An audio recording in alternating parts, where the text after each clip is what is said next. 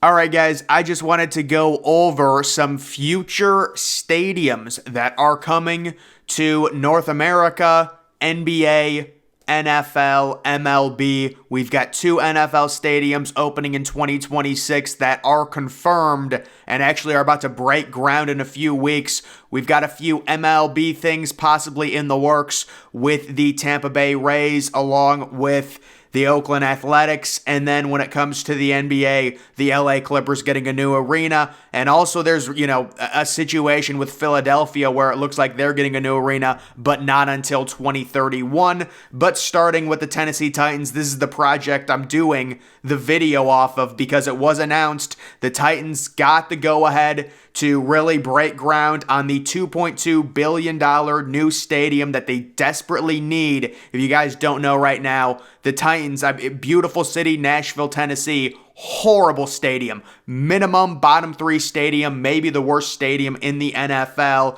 You can take a look at their kind of futuristic new renderings they've got. These nice HD renderings. And of course, from what I can see from the research that I've done, it is a dome. It's like a translucent roof that's like glass or whatever. To me, it looks really ugly. I'm not going to lie. I don't like domes. That's just my personal opinion. But it's obvious. They said, and a lot of teams do this now, they build the dome so they can attract the big events. Look at Indianapolis building Lucas Oil. All the big events, in that part of the region, all the games are at Lucas Oil because it's a dome.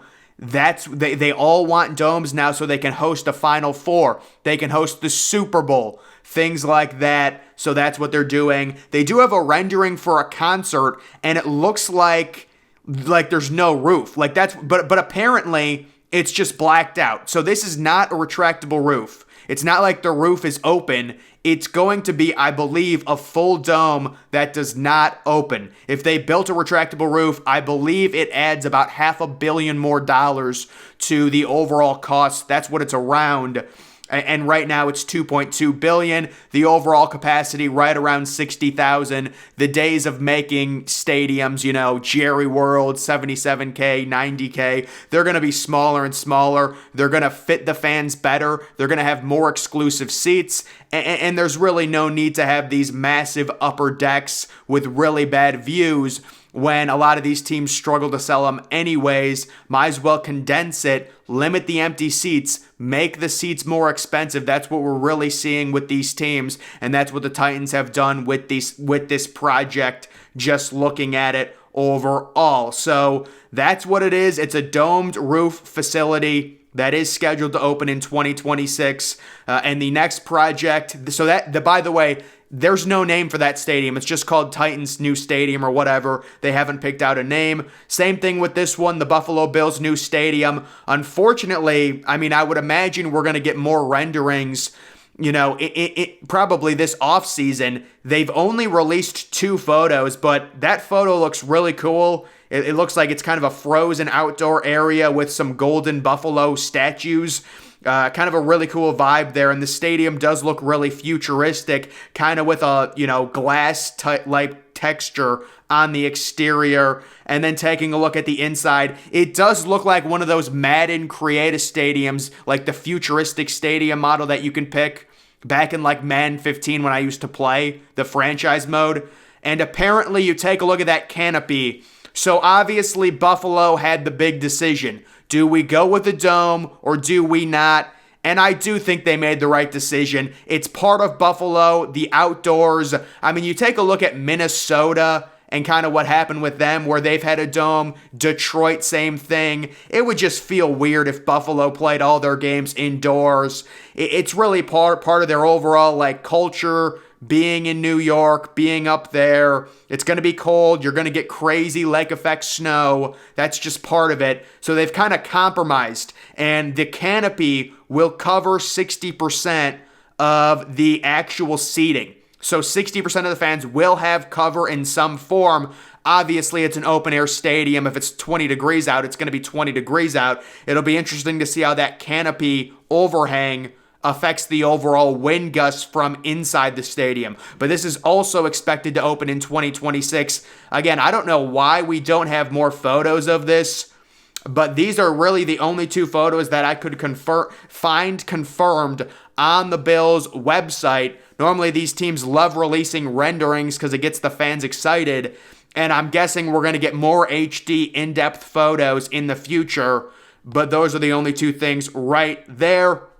Next, we're moving to the MLB. We've got a project that I really don't have a lot of hope for. It's the new Oakland Athletics ballpark at Howard Terminal. I mean, they've tried like 5 different variations of this. I think it's a great location. I just don't think Oakland has the overall, fan base there in terms of interest to really be able to keep a team. They certainly do have fans, no doubt. And I'm not, there's a lot of MLB fan bases that struggle. But with Oakland, I understand the Coliseum is a terrible, terrible stadium. It's the worst stadium in the NFL. It's the last multi-purpose stadium it's the worst stadium in the MLB. It's the last multi-purpose stadium. But guys, they were drawing like 5,000 people, 4,000. So do the Miami Marlins. But they've tried like 6 different variations of this. They can't raise the funds. There's no motivation. You almost wonder, do they move to Nashville? Do they move to Vegas just like the Raiders did? Or do they move to Montreal, somewhere there? There's a few different spots. Also, Portland, Oregon has been talked about. Places like that in terms of MLB teams. Do they expand or do they move both the Rays? Because the Rays and the Oakland Athletics, you can take a look at a few renderings of the Rays' potential new stadiums that they've tried. They've both tried multiple pitches where they will put all the renderings together. Each of them probably have like 3 different stadium renders in the last 10 years at this point, and they just can't get the money. There's just not enough motivation to actually build a stadium. It's really sad with Tampa Bay because they also have a horrible dome.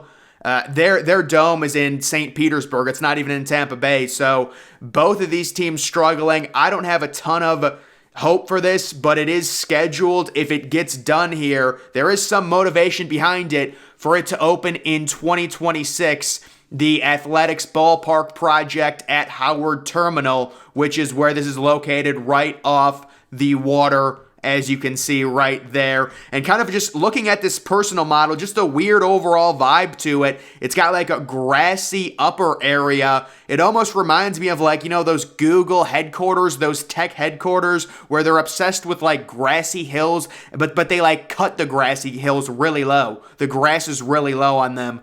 I don't know if people know what I'm talking about, but that's what it looks like to me. And we will see if they can actually get this done.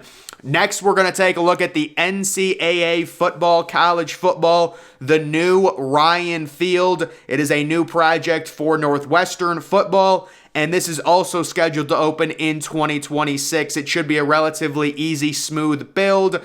I believe its capacity is right around 50,000 overall, maybe 40,000, but either way, this is such a good job by Northwestern. It kind of reminds me of Baylor's new stadium that opened, I believe it was like 2015 or something like that, but just a little bit smaller. It's compact. It seems like it can keep the crowd noise in, and it's really got just the nice color scheme, the purple vibe to it. I think Northwestern did a really good job with a humble stadium that also is really aesthetically pleasing and things like that. So I really like this new stadium for Northwestern. They certainly needed it. Oh my goodness. You take a look at the current Ryan Field.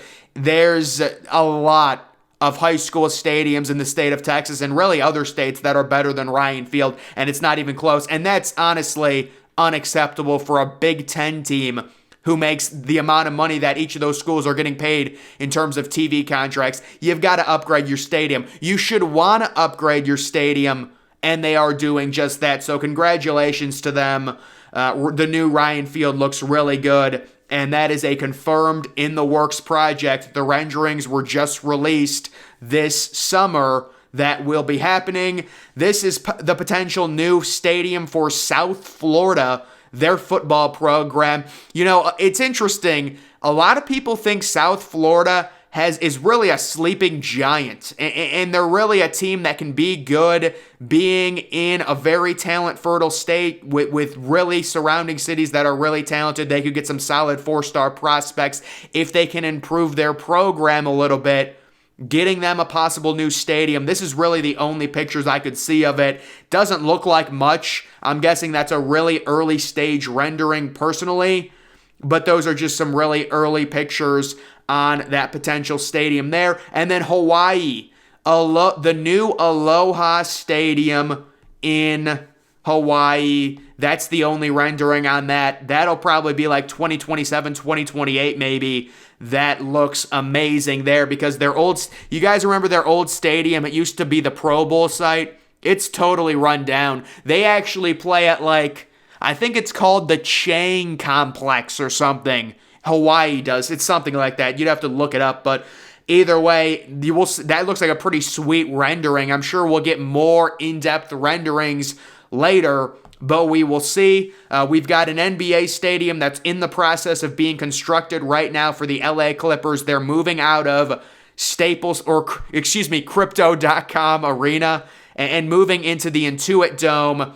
Looks really futuristic. And guys, what I really like about this after reading up on it, apparently they're going to have a big wall of really steep seats behind one of the baskets, and it's going to be called the wall, and they're going to get the fans into it, and you know, when players shoot free throws, you can distract them and things like that. So I think that's a really cool feature to have that's going to really give the stadium its own personality. And that's really what you're trying to accomplish when you put these things up, because we all know the stadiums are getting smaller. The capacity of this is only going to be 18K.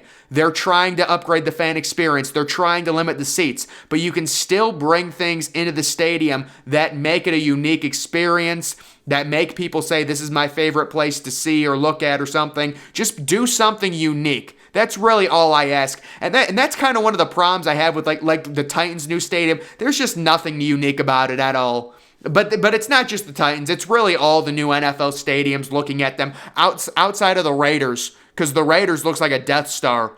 But those are the new stadiums in North America. You also have the Philadelphia 76ers project, which might happen in 2031, but that is a ways away, and there are very few renderings on that. And then we'll also see if the Tampa Bay Rays do anything. They're kind of in the same boat as the Oakland Athletics. But guys, that's going to do it for this video. Make sure you follow me on Twitter. Link to that's always in the description.